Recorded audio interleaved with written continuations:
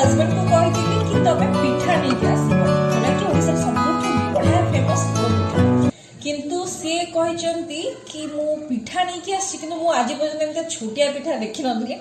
तो चलो तो देखा कौन कौन सब बॉक्स रे अच्छी।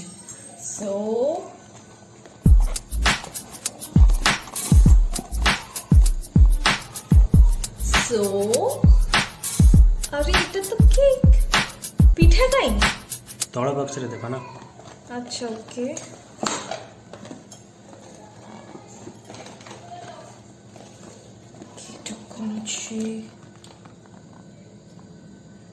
देखो तीनटा पिठा एटा तो तीनटा एटा तो केक। हाँ तो केक रे माने तो पिठा ना। हाँ ऑब्वियसली केक रो माने पिठा बट मु एई पिठा आनिया पे कहि नथली मु कहितिली आनिबा पई पोड़ो पिठा जोटा कि ओडिसा रो सबुठु बढ़िया फेमस आ को जगह रे भी मिलेनी सेटा ओडिसा पई ही फेमस। तो गाइस आपण माने पोड़ो पिठा खांतु आ रज संक्रांति रो मजा निया। धन्यवाद। हाँ जीवा पूर्व मो जिनस कहवाक चाहूँ कि मो चैनल को सब्सक्राइब करंतु एंड लाइक करंतु।